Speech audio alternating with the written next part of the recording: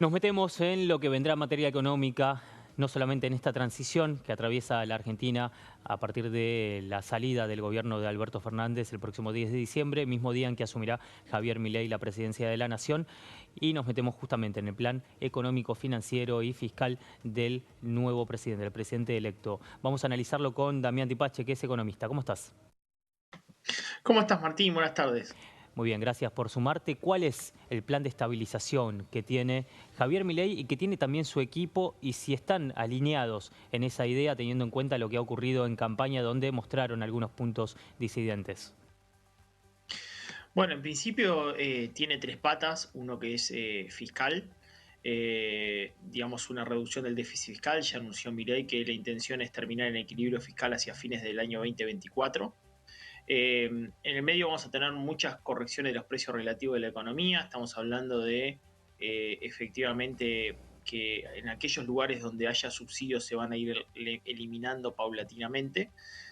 Vamos a ver que los programas de regulación de precios, estamos hablando, por ejemplo, precios cuidados o justos, lo que era medicina prepaga, telefonía, internet, cable, bueno, toda la informática, construcción, todos esos precios van a tener que ir, digamos, llevándose a un precio de equilibrio de mercado.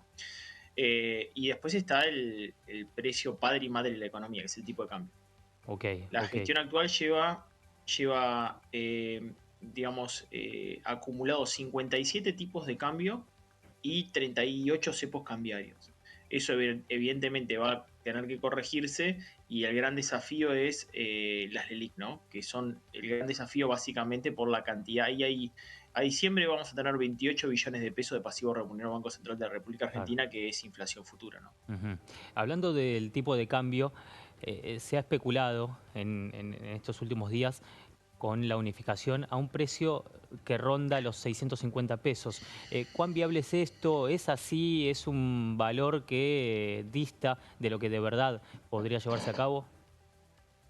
lo, lo, digamos, desautorizó el propio futuro presidente de la nación, eso que es un fake.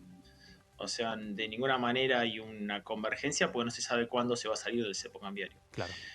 Hoy te diría que la información más cercana que tenemos es que el próximo presidente de la nación dijo, para levantar el cepo cambiario, tengo que resolver el problema de las LELIC. ¿Qué es lo más cercano que hoy tenemos para resolver el problema de las LELIC que se podría estar hablando? Es acuerdo con los bancos, que son los tenedores de las letras. En el primer semestre del año es cuando mayor nivel de vencimiento se da. Por el 50% de esas letras, estamos hablando en el orden de a diciembre, unos 13 billones de pesos. Sí, Cambiarlos por otros bonos que pueden estar atados a dólares, o bonos que pueden estar atados a la evolución de la inflación futura.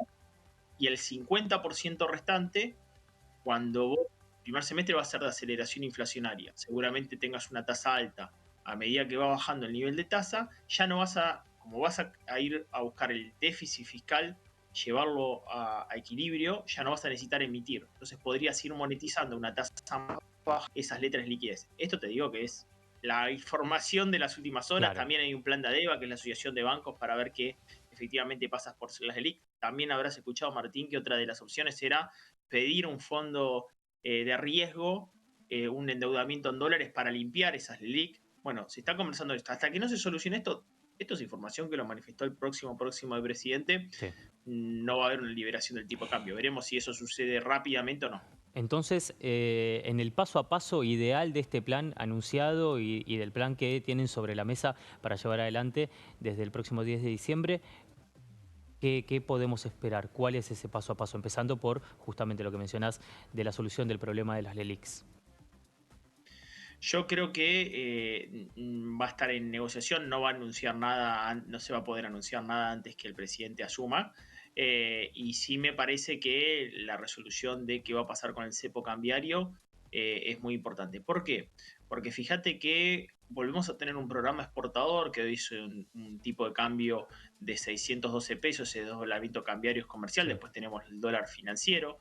Y en algún momento se va a tener que, digamos, ir hacia un tipo de cambio único. Vos fíjate que, en definitiva, estás otorgando una liquidación a 650 pesos por dólar, y para la importación es 3,93 para bienes, 4,25 para servicio. Tenés una descoordinación muy grande. Sí. Entonces, creo que eso cuanto más rápido va a ser mejor, porque va a hacer fluir mucho incluso la circulación de dólares en el mercado, que hoy circulan solamente en el dólar MEP o el dólar contado con liquidación. Entonces eso le Ujú. va a traer más flujo a la economía. Creo que va a ir también acompañado de una búsqueda de aquellos que tengan dólares fuera del sistema, también lo puedan hacer circular en forma paralela al peso argentino, ¿no? Bien, cuando hablas de una búsqueda de salida del cepo lo más próximo posible, hablamos de, según la especulación, por supuesto, ¿qué mes o qué tramo de esta primera generación de las ideas de Javier Milei?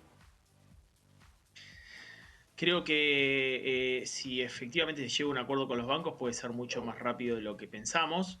Ten en cuenta que la Selic es el mayor problema que tenía la economía, y los bancos son parte del problema. ¿Por qué? Porque básicamente obtuvieron un nivel de rendimiento muy grande hoy. Para que te des una idea, Martín, los bancos, los pasivos remunerados del Banco Central a este nivel de tasa remuneran en 2 billones de pesos mensuales. Todos los meses se incrementan 2 billones de pesos los pasivos remunerados del Banco Central. Entonces, Ujú. cuanto más rápido podamos salir de ese esquema, mejor. No puedo decir tiempo porque no lo Claro, no, sé. está claro, está claro. Si comparamos esta situación con la de 2015 y el levantamiento de aquel cepo, fue casi inmediato. ¿Cuál es la diferencia hoy y por qué? Imagino que viene por este lado de las LELIX, pero ¿cuál es justamente la mayor traba y las dificultades para levantar el cepo igual que en aquel 2015 y que en ese momento, si mal no recuerdo, había un tipo de cambio que se esperaba que rondara más cercano al blue que en un promedio entre el blue y el oficial? ¿Qué se puede esperar hoy? Bueno, en aquel momento el nivel de reservas del Banco Central eran netas negativas en 2.500 millones de dólares. Hoy Claro. son 11.000 millones de dólares. En aquel momento la brecha era del 70%, hoy es del 150%. En aquel momento la inflación era del 25 medida por el INDEC, 31 medida por el IPC Congreso. Hoy es del 142%, camino al 170%. En aquel momento, Macri logró el blanqueo más exitoso de la historia de la economía mundial, 100.000 millones de dólares, por lo cual pudo rápidamente salir del cepo porque tenía 100.000 millones de Claro. dólares justamente para limpiar los pasivos remunerados del Banco Central o intervenir en el mercado. No tenés nada de eso. Perdón, y no tenés salida de posibilidad de endeudarte en los mercados internacionales como tuvo Mauricio Macri tan rápidamente, Claro. con un riesgo país todavía alto. Entonces la situación es mucho más compleja, mucho más compleja.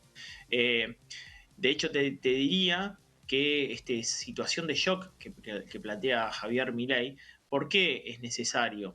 Porque Argentina viene generando lo que yo llamo el plan Curita. El plan curita es ir poniéndole gasas cada vez más grande, con una curita cada vez más grande, a las heridas que va dejando cada una de las intervenciones en el mercado. Entonces vuelve a poner curita tras curita.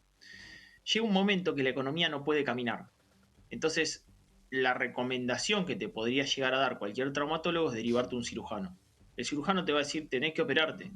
Y la operación duele, la operación te va a dejar durante 6 meses golpeado, que eso es aceleración de la inflación, levantamiento del cepo, y después tenés reposo, kinesiología y comenzar a caminar. Ujú. Argentina en los últimos 10 años, con el plan Curita, no caminó.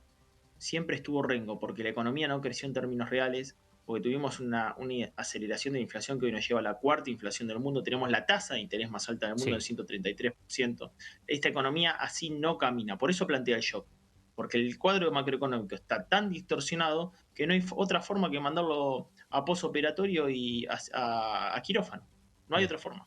Se entiende, se entiende. A partir de cómo relatás los hechos, si bien el estado es de alerta y gravísimo y siguiendo con tu analogía, tal vez en terapia intensiva y casi estado vegetativo, digo, se ve un panorama auspicioso según tu relato. ¿Esto es así?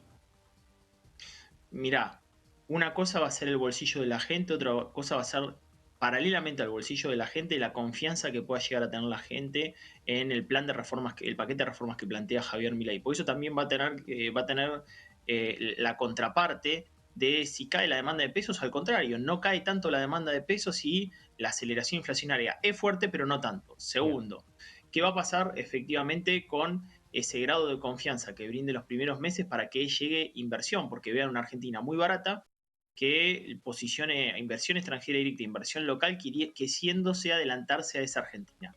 Ayer en ese sentido vivimos un momento histórico, Martín.